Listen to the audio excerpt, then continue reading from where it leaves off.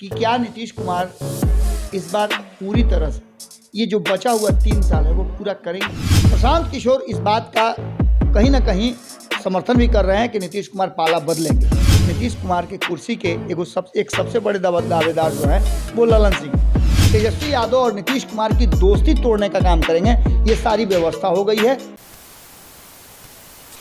नमस्कार, भारत लाइव देख रहे हैं आप। बिहार में नई सरकार बनी है, लेकिन इस सरकार को लेकर अब चर्चा काफी तेज है, इसलिए कि जिन्हें मंत्रालय दिया गया है और जो लोग मंत्रिमंडल में शामिल हुए हैं, भाजपा कह रही है कि उसमें आधा से अधिक दागी हैं। 33 मंत्रियों ने शपथ लिया और रिपोर्ट के मुताबिक 22 मंत्री दागी हैं। कई तरह के आरोप भी हैं। तो क्या नीतीश मंत्रालय पर ग्रहण लगेगा? और चर्चा यह भी है कि बिहार के मुख्यमंत्री नीतीश कुमार की कुर्सी कौन छीनेगा। नीतीश कुमार 17 सालों से मुख्यमंत्री, अभी तक कोई छीन नहीं पाया है। भाजपा अब पूरे जोर शोर से नीतीश को हटाने में लगी है और तेजस्वी साथ रहकर मुख्यमंत्री बनने में लगे हैं। बाबा के साथ चर्चा करेंगे। विशेष तौर पे बाबा जब रातों-रात में होते हैं तो ऐसे ही अंदर की खबरें आपको देते हैं। एक बार फिर से नई खबर लेकर आए हैं।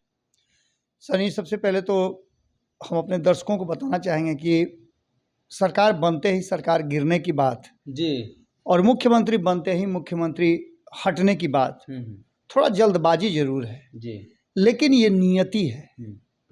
पॉलिटिकल जो सिनेरियो है बिहार का, उसमें आप से हम सवाल पूछते हैं कि क्या 2015 में आपने सोचा था कि नीतीश कुमार तेजस्वी यादव लालू प्रसाद को छोड़ करके फिर भाजपा के साथ जाएंगे? जी।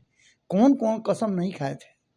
क्रिया वो भी ऑफिशियल डीएनए टेस्ट होने लगा था, उसके बाद ऑफिशियल क्रिया खाए थे। सदन में उन्होंने कहा था कि मिट्टी में मिल जाएंगे, भाजपा के साथ नहीं जाएंगे, और आखिर में 2 साल भी नहीं हुआ, चले गए। एक बात मैं लगातार कह रहा हूं नीतीश कुमार जी के इस बार के शपथ ग्रहण के बाद से कि नीतीश कुमार जी 16 साल में 8 बार शपथ ले चुके। इसका सीधा सा मतलब है कि एक जो उनका कार्यकाल था उसमें 2 बार दो वर्षों का कार्यकाल रहा है। तो ऐसी स्थिति में आप सीधी तरह से समझ लीजिए कि क्या नीतीश कुमार इस बार पूरी तरह से ये जो बचा हुआ 3 साल है वो पूरा करेंगे? जी, ये बड़ा सवाल है और इस सवाल का जवाब आप सब भी खोज रहे होंगे। और तेजस्वी यादव को इतना ज़्यादा छूट देना, जब नीतीश कुमार जिसके साथ गए हैं उसको सर आंखों पे बिठाया है। और इसके साथ ही एक और महत्वपूर्ण बात है कि उसके साथ जितना नज़दीकी इनकी बढ़ी है उतना ही ज़्यादा दूरी बढ़ी है। ये फहरिस्त बहुत लंबी है। आपको याद होगा कि भारतीय जनता पार्टी के साथ 1996 में जब गए थे तो किस प्रेम के साथ गए थे, किस दोस्ती के साथ गए थे। 1990 में जब लालू प्रसाद को मुख्यमंत्री बनाना था तो कितना प्रेम था। Nitish Kumar out of the box जाकर के लालू प्रसाद को मुख्यमंत्री बनाने के दिशा में आगे बढ़े थे और उन्होंने एक तरह से समझिए कि आंदोलन छेड़ दिया था। आखिरकार ये दोस्ती नहीं चली। इसका सीधा सा मतलब है कि नीतीश कुमार जी जहां डाल डाल पे सोने की चिड़िया करती है बसेरा, वो नहीं है। एक डाल पे इनका मन नहीं लगता है नीतीश जी और डाल पे करते हैं। बिल्कुल, और फल चुगने के लिए अलग अलग डाल पे जाते हैं। नीतीश कुमार जी को डर लगा रहता है कि उनसे कोई सीएम कुर्सी छीन न ले। लेकिन नीतीश कुमार जी एक दिन तो आपकी सीएम कुर्सी जानी है, चाहे ये प्रकृति का नियम है, जो आया है सो जाएगा और जिसे जो मिला है वो खत्म भी होगा। ऐसी स्थिति में जो वर्तमान सरकार बनी है, सनी, आप लोग भी जोड़ घटाव कर रहे होंगे और जो बातें चल रही हैं राजनीतिक गलियारे में उन बातों से आप लोग बेहतर अवगत होंगे। भाई वीरेंद्र किसी का फोन नहीं उठा रहे हैं। क्यों नहीं उठा रहे हैं? हम शुरुआत यहीं से करते हैं। अगर आज तेजस्वी यादव मुख्यमंत्री होते तो भाई वीरेंद्र को कहीं ना कहीं मंत्रालय में जगह मिली होती। 2 दिन पहले भाई वीरेंद्र मिलने गए थे तेजस्वी यादव से, बड़ी खुशी से निकले थे और उन्होंने कहा था कि हम एक बार बिहार को बदलने के लिए आगे आए हैं। तो फिर बदलने वाले भाई वीरेंद्र कहाँ हैं? राहुल तिवारी, जिनकी खूब चर्चा थी, आखिर वो कहाँ है? अब प्रतिनिधित्व की बात करें तो कहीं ना कहीं एक समाज जो है काफ़ी नाराज है। एक समाज को तो आपने प्रतिनिधित्व दिया, भूमिहार समाज को, लेकिन कार्तिक कुमार को लेकर के जो चीजें सामने आ रही हैं, अब नीतीश कुमार पर भी सवाल खड़ा होगा। उनको पता नहीं है, नीतीश जी बोले कि हमको ये सब जानकारी नहीं। पता तो सब रहता है, अगर पता नहीं तो आप मुख्यमंत्री की कुर्सी के लायक नहीं है। गृह विभाग आपके पास फालतू में है। भाजपा तो यही बात कहती थी कि गृह विभाग अब दे दीजिए हमको। पहले भाजपा ही मांग रही थी, अब तेजस्वी यादव मांग रहे थे तो आपने नहीं दिया। तो आपके गृह मंत्रालय आपके पास होने के बाद आपका कैसा इंटेलिजेंस है जी। कल हम बात कर रहे थे पूर्व डीजीपी अभयानंद से, उन्होंने इस पुलिसिंग सिस्टम को लेकर के एक किताब लिखी है अनबाउंडेड जी। उस किताब को हम चाहेंगे कि सबसे पहले नीतीश कुमार जी पढ़ें और उसके बाद तेजस्वी यादव ही पढ़ें।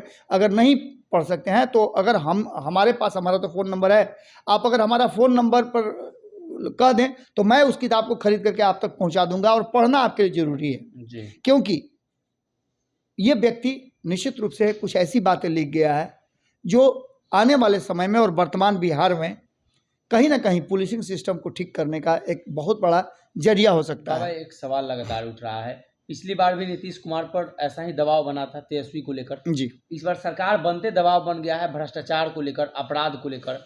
अपराधी छवि के लोग को मंत्रालय में शामिल कर दिए, भाजपा प्रवक्ता लगातार बयान दे रहे हैं, दबाव बन रहा होगा नीतीश कुमार। देखिए सनी, केंद्र में जिसकी सरकार होती है उसके पास बहुत सारे ग्रीवांसेस होते हैं।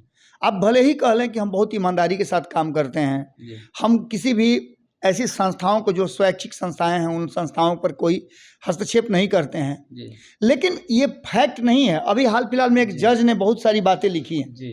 उन्होंने तो स्पष्ट तरीके से पुलिसिंग सिस्टम से लेकर के जो जुडिशरी सिस्टम है उस पर भी सवाल खड़े किए हैं और यहाँ तक कह दिया है कि एक नए जज जो अपने, जिनको आवास आवंटित हुआ, करोड़ों रुपया अपने आवास में खर्च करते हैं, ये सिस्टम का कहीं ना कहीं विफलता है। खैर, इन सब बातों से आगे हम चर्चा करने के लिए आए हैं सनी कि नीतीश कुमार की कुर्सी कौन छीनेगा। तो देखिए, नीतीश कुमार की कुर्सी के बहुत सारे दावेदार हैं। नीतीश कुमार की कुर्सी के एक सबसे बड़े दावेदार जो हैं वो ललन सिंह हैं। अब आपको आश्चर्य हो रहा होगा, लेकिन ललन सिंह अगर दावेदार नहीं होते तो आरसीपी सिंह को बाहर करने का कोई रास्ता नहीं था, कोई ज़रूरत ही नहीं थी। दूसरे दावेदार जो हैं नीतीश कुमार की अपनी ही पार्टी में उपेंद्र कुशवाहा हैं। उपेंद्र कुशवाहा भी जहाँ जहाँ जाते हैं वहाँ नारा लगता है कि बिहार का मुख्यमंत्री कैसा हो, उपेंद्र कुशवाहा जैसा हो। अब यही नारा अगर आरसीपी सिंह के लिए लगता है तो ये उनका पाप हो जाता है और उन्हें पार्टी से बाहर जाना पड़ता है।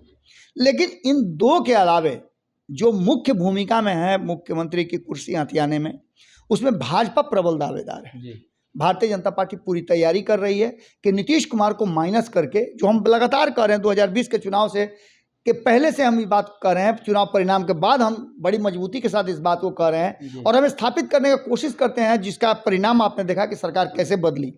लोग मजाक उड़ाते थे हमारा, आज सरकार बदल गई है तो बोलने वाले के मुंह में ताला लग गया है। आज भी आपको कहना चाहिए, कुछ लोग तो यहाँ तक कहना शुरू कर दिए हैं कि अब आप भाजपा के प्रवक्ता हो गए। कल तक हम राष्ट्रीय जनता दल के थे, आज भाजपा के प्रवक्ता। जिनके पक्ष में बोले सही है। नहीं, पक्ष विपक्ष तो अपनी जगह पर है, हम किसी के पक्ष में बोलने का मेरा सवाल ही नहीं है। हम सरकार की नाकामियों को, चाहे सरकार किसी की भी रही हो, उसकी कमियों को, नाकामियों को हम इंगित करते हैं और सरकार में रहने वाले लोगों के बॉडी लैंग्वेज को पकड़ करके हम बताते हैं कि ये क्यों ऐसा कर रहे हैं। और हमारी बातें अगर राजनीतिक गलियारे में चल रही हैं, अगर हम इतना ही इन्फ्लुएंस करने वाले हैं, तो चाहिए कि जो विपक्ष में है वो हमें गोदी में उठाए, सर पे उठाए। अगर इतना हमें इन्फ्लुएंस करने की क्षमता है, हमारे कहने से तेजस्वी यादव की सरकार बन जाती है, हमारे कहने से नीतीश कुमार पाला बदल के आ जाते हैं, तो इसका मतलब है कि हम सुपर सीएम के रूप में हैं। नहीं, ऐसी बातें नहीं है। एक पत्रकार का धर्म होता है कि वो चीज़ों को अपने हिसाब से समझे और हम समझने की कोशिश करते हैं।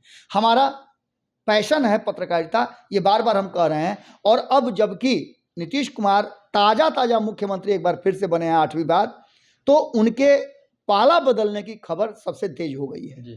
यहाँ तक कि इस बार तो उनके मुख्यमंत्री की कुर्सी भी छीनने की बात की जा रही है। तो सबसे पहले हमने भाजपा का नाम बताया था। भाजपा पूरी तैयारी कर रही है और भाजपा ने 3 एंगल पर अपना काम शुरू किया है। पहला तो ये कि बिहार का पूरा स्ट्रक्चर जो है वो बदलेगा। पूरा स्ट्रक्चर बदलने के लिए दिल्ली में गहन बैठक चल रही है पिछले 2 दिनों से। उस बैठक के बाद बिहार के जितने भी वरिष्ठ नेता थे उन सभी लोगों को बुलाया गया है और लगभग फाइनल हो चुका है कि आगे किस रणनीति के साथ काम होगा। 24-25 को जब सदन की कार्रवाई खत्म हो जाएगी, विशेष सत्र जो बुलाया गया उसमें बहुमत सिद्ध हो जाएगा, उसके बाद से विपक्ष का नेता कौन होगा, कहाँ कैसे घेरना है और कौन कौन लोग होंगे जो तेजस्वी यादव और नीतीश कुमार की दोस्ती तोड़ने का काम करेंगे, ये सारी व्यवस्था हो गई है जो हमारे सूत्र बता रहे हैं। तो पहला तो नीतीश कुमार की कुर्सी पर निशाना भारतीय जनता पार्टी का, दूसरे नंबर पर हैं तेजस्वी यादव। लेकिन तेजस्वी यादव से पहले आपको बताएं कि प्रशांत किशोर ने जो बातें कही हैं वो बातें बड़ी महत्वपूर्ण हैं। प्रशांत किशोर कभी नीतीश कुमार के बहुत करीबी रहे हैं, नीतीश कुमार के दाहिना हाथ कहे जाते थे। उस प्रशांत किशोर को भी पार्टी से बाहर का रास्ता दिखाया गया और जो जो नीतीश कुमार के करीब जाता है उसे बाहर का रास्ता देखना ही पड़ता है। ऐसी स्थिति में प्रशांत किशोर ने अपने अनुभव के आधार पर और जिस तरह से वो अलग अलग राजनीतिक दलों के लिए रणनीतियां बनाते हैं उसके आधार पर उन्होंने कहा है कि नीतीश कुमार 2024 से पहले एक बार फिर से पाला बदलेंगे। और ये उन्होंने पूरे मजबूती के साथ कहा है कि अगर ऐसा नहीं होता है तो उन्होंने और भी बहुत सारी बातें कही, आप भारत लाइव पे देख सकते हैं, वो खबरें हमने चलाई हैं। लेकिन इसके साथ साथ उन्होंने जो सबसे महत्वपूर्ण बात कही है कि बिहार के पास जो वर्तमान कर्मचारी हैं, सरकारी सेवक हैं, उनको देने के लिए पैसा ही नहीं है तो 10 लाख रोजगार कहाँ से देंगे। बिहार के लोगों को मूर्ख बनाना बंद करें और फैक्ट के साथ बिहार की जनता के साथ बात करें, क्योंकि अंततः जनता मालिक है। यहाँ फिर मुझे एक बात याद आ रही है, कल बातचीत के दौरान अभयानंद ने एक और बात कही थी।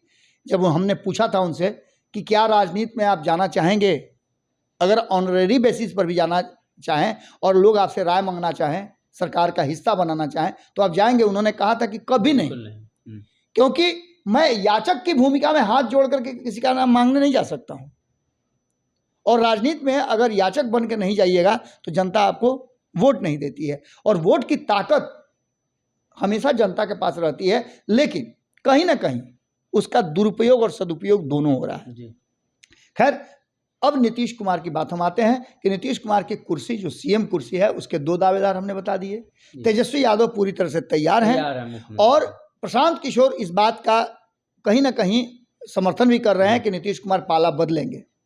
इसके आगे आप बढ़िए, एक और शख्स हैं जो बिहार में कुर्सी के दावेदार हैं और उनका कहना है कि हम किसी भी गठबंधन का हिस्सा नहीं होंगे, अपने बदौलत 2025 का हम तैयारी कर रहे हैं और 2025 में मुख्यमंत्री की कुर्सी तक पहुंचने के लिए जो कुछ भी हो सकता है हम करेंगे, क्योंकि बिहार को बदलना है, बिहार को फर्स्ट, बिहारी को फर्स्ट बनाना है। हम चिराग पासवान की बात कर रहे हैं और चिराग पासवान जो इतनी हिम्मत कर रहे हैं उसके पीछे की रणनीति होगी, उसका भी खुलासा हम करेंगे। क्योंकि चिराग पासवान अकेले दम पर जितना, जब से उनकी पार्टी 2 फाड़ में बटी है तब से वो इतना एक्टिव हो गए हैं कि कभी कभी तो लगता है कि चिराग पासवान क्या बिहार की मिट्टी कहीं है क्या। के कारण कि जितना ज़्यादा वो बिहार में समय दे रहे हैं और जितना ज़्यादा छोटी बड़ी घटनाओं पर वो लोगों से मिलने जा रहे हैं, एक राजनीतिज्ञ के रूप में उन्होंने अपनी जमीन पूरी तरह से तैयार करनी शुरू कर दी है और ये भारतीय जनता पार्टी को कहीं ना कहीं नजर आ रहा है। यही कारण है कि आपने देखा होगा कि पारस गुट टूटते टूटते बच गया।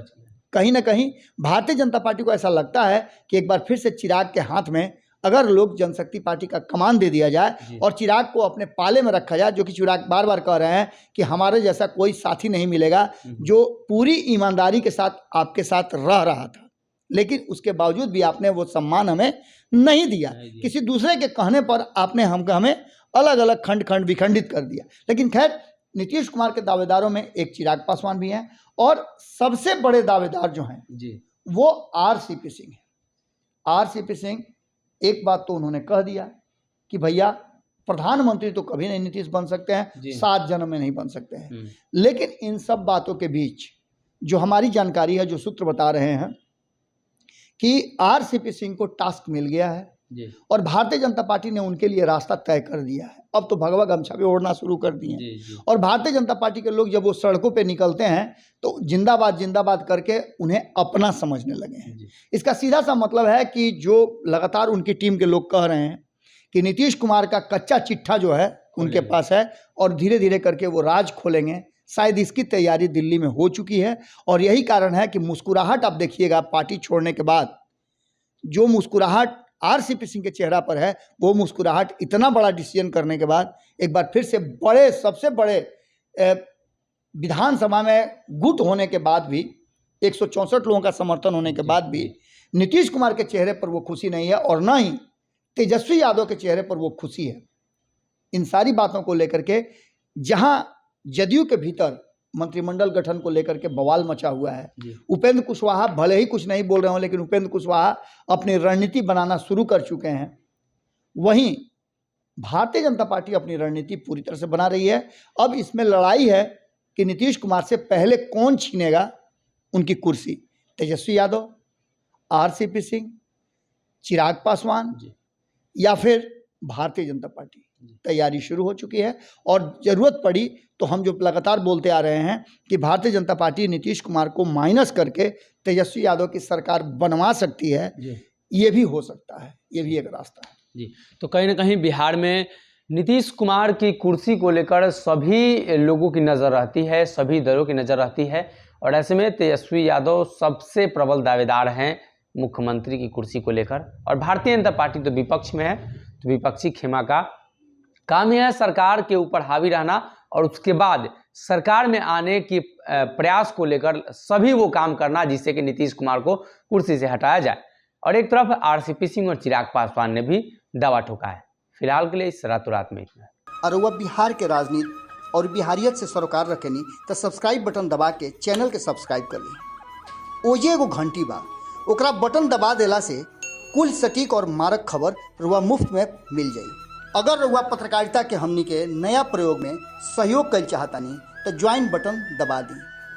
पेटीएम नंबर नोट कर ली 9386816700। धन्यवाद।